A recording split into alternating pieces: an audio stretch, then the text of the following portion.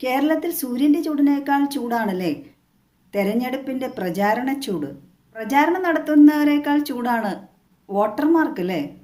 നമ്മളെപ്പോലെയുള്ള വോട്ടർമാരുടെ മനസ്സിലാണ് ഭാവിയെക്കുറിച്ചുള്ള ആശങ്ക. ആർക്ക് വോട്ട് ചെയ്യും, ആരെ ജയിപ്പിക്കും, വന്ന എന്താകും സ്ഥിതി, ഇങ്ങനെ പലതരം കൺഫ്യൂഷനിലാണ്. ഇപ്പോൾ ഭരിച്ചുകൊണ്ടിരിക്കുന്ന മുന്നണി എപ്പോഴും തന്നെ വിവാദങ്ങളിൽ അകപ്പെട്ടുകൊണ്ടേയിരിക്കുന്ന. ഇപ്പോൾ അടുത്തിടെ പുതിയൊരു വിവാദമാണ് വട്ടിയൂർക്കാവ് സ്ഥാനാർത്ഥി ആർ ശ്രീലേഖ ഉണ്ടായിട്ടുള്ളത്. അവരെ പറ്റിച്ചിരിക്കുകയാണ് കുട്ടി സഖാക്കൾ. എന്നെ ട്രാപ്പ് ചെയ്യാൻ ഒരു ശ്രമം നടത്തി. അത് ഞാൻ അങ്ങ് പെട്ടുപോയി. ഒരു 1.5 മണിക്കൂർ അവരുടെ ട്രാപ്പിലായിപ്പോയി. 4 SFI സ്റ്റുഡൻസ് പ്രിപ്പയർഡ് ആയിട്ടുള്ള കുറെ ക്വസ്റ്റ്യൻസ്, അതെല്ലാം ഒരു അജണ്ടയുടെ ബേസിസിലുള്ള ക്വസ്റ്റ്യൻസ് മാത്രം ഉൾപ്പെടുത്തിക്കൊണ്ട് അത് വീഡിയോ റെക്കോർഡ് ചെയ്ത്.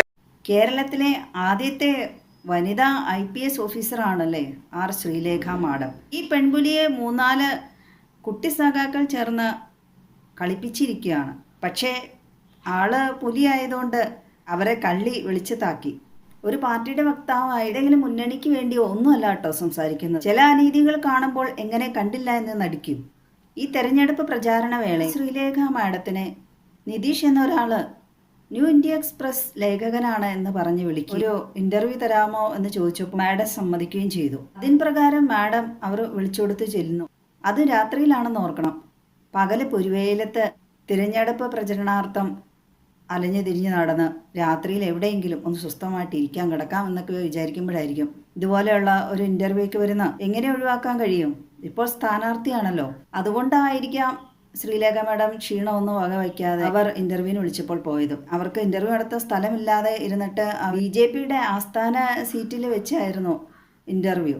പ്രകോപനപരമായ രീതിയിലാണ് അവർ പല ചോദ്യങ്ങൾ ചോദിച്ചതെന്ന്. പലതവണ അവരോട് നിർത്താന്നൊക്കെ പറഞ്ഞിട്ടും അവർ സമ്മതിച്ചില്ല. ജെൻസി കുട്ടികളാണ്ട് മാഡം പരമാവധി ക്ഷമിച്ചാണ് ഇരുന്നത്. കാരണം ഒന്ന് പറഞ്ഞ് രണ്ടാമത്തേനെ ഇടിയും കുത്തും ആണല്ലോ. പിന്നെ പ്രകോപനപരമായി പലതും പറഞ്ഞാലാണല്ലോ മാഡം പിന്നെ പ്രകോപിതയായി എന്തെങ്കിലുമൊക്കെ ചെയ്യും എന്നൊക്കെ കരുതി കൂട്ടിയായിരിക്കാം ചെയ്ത്. പക്ഷേ അവിടെ പണിപാളി തെറ്റിപ്പോയി. മാഡം ക്ഷമയോടുകൂടിയിരുന്നു. അതവർ പ്രതീക്ഷിച്ചു കാണില്ല. ഇത്ര വർഷം പോലീസ് സർവീസിൽ ജോലി ചെയ്ത വ്യക്തിയാണ് മാഡം. അതുകൊണ്ട് ചെറിയൊരു പന്തികേട് മണത്തു. അതുകൊണ്ട് ആ മാഡം സോഷ്യൽ മീഡിയയിലെല്ലാം ഇവരെക്കുറിച്ച് സെർച്ച് ചെയ്തു.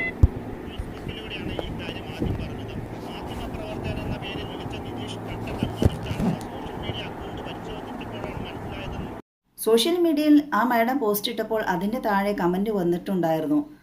അതിൽ നിന്ന് അവർക്ക് മനസ്സിലായി നിതീഷ് എന്നാള് ഇന്ത്യ എക്സ്പ്രസ് ലേഖകനല്ല എന്ന്. നിതീഷ് എന്നാള് കട്ട കമ്മ്യൂണിസ്റ്റ് ആണെന്ന്. മാഡത്തെ കളിപ്പിച്ചത് തന്നെ. ഒരു പ്രവർത്തനം കൂടെ ചേർന്നിട്ട് ഒരു LDF കാൻഡിഡേറ്റിനെ ഇങ്ങനെ ചെയ്താൽ എന്തായിരിക്കും സ്ഥിതി? ജീവനോടെ ഇരിക്കുവോ? നമ്മളായിട്ടല്ലേ ഇത്രയും ക്ഷമിക്കും സഹിക്കുകയൊക്കെ ചെയ്യുന്നത്. അപ്പോൾ അത് വളരെയധികം കഷ്ടമാണ്. ഇങ്ങനെ ചെയ്യാൻ പാടില്ല. ഒരു മാന്യത വേണ്ടേ? ഒരു ഇലക്ഷൻ എന്ന് പറഞ്ഞു കഴിഞ്ഞാൽ അതൊരു ഹെൽത്തി കോമ്പറ്റീഷൻ ആവണ്ടേ? പക്ഷെ അതിൽ ന്യൂ ഇന്ത്യൻ എക്സ്പ്രസിന്റെ ഒരു കമന്റ്, ഒരു പ്രതികരണം ആ താങ്കളുടെ പോസ്റ്റ് താഴെ തന്നെ വന്നിരുന്നു.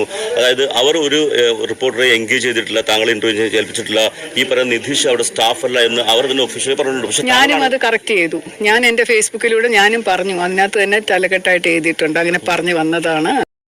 മാഡം പറഞ്ഞ എത്ര ശരിയാണ്. മണിയാശാന്റെ മണക്കാട് പ്രസംഗമാണ് പെട്ടെന്ന് എനിക്ക് ഓർമ്മ വന്നത് ഇത് കേട്ടപ്പോൾ. മാഡം 1.5 മണിക്കൂർ പെട്ടുപോയി ഈ ജെൻസി കുട്ടികളുടെ മുമ്പിൽ നിന്നാണ്. ഒന്ന് ഓർത്തു നോക്കുക. ആ മാഡ് എത്രമാത്രം മാനസിക സംഘർഷം അന്നേരം അനുഭവിച്ചിട്ടുണ്ടാവും. ഉയർന്ന പോലീസ് ഉദ്യോഗസ്ഥയായിരുന്നത് കൊണ്ട് തീർച്ചയായും നിയമങ്ങളും കാര്യങ്ങളും എല്ലാം അറിയുകയും ചെയ്യാം. ജയിക്കുകയാണെങ്കിൽ മികച്ച ഒരു ഭരണം ആർ ശ്രീലേഖ മാഡത്തിന് കാഴ്ചവെക്കാൻ സാധിക്കും എന്ന് തന്നെ പ്രതീക്ഷിക്കാം. ഭരണമുന്നണിയുടെ ആളുകൾ ഇതുപോലെ സ്ഥാനാർത്ഥികളെയൊക്കെ കബളിക്കാൻ നോക്കുന്നത് എത്ര വലിയ തെറ്റാണത്. അതൊരു ഗുരുതരമായ വീഴ്ച തന്നെയാണ്. കാരണം ആ മുന്നണിയുടെ ഉള്ള വോട്ടും കൂടെ ഇല്ലാതായി. കഴിയുന്നത് പരമാവധി ആരോഗ്യപരമായ തിരഞ്ഞെടുപ്പ് മത്സരം തന്നെ നടത്തുന്നതല്ലേ നല്ലത്. മാനസികവും ശാരീരികവുമായ പരസ്പര ഉപദ്രവങ്ങളൊന്നും ഇല്ലാതെ. മാഡം പറഞ്ഞ പോലെ നേരെ മറിച്ചാണെങ്കിൽ എന്തെല്ലാം സംഭവിക്കുമായിരുന്നു. എപ്പോഴേ അയാൾക്കെതിരെ കേസെടുത്തു എന്ന് ചോദിച്ചാൽ മതി അല്ലേ.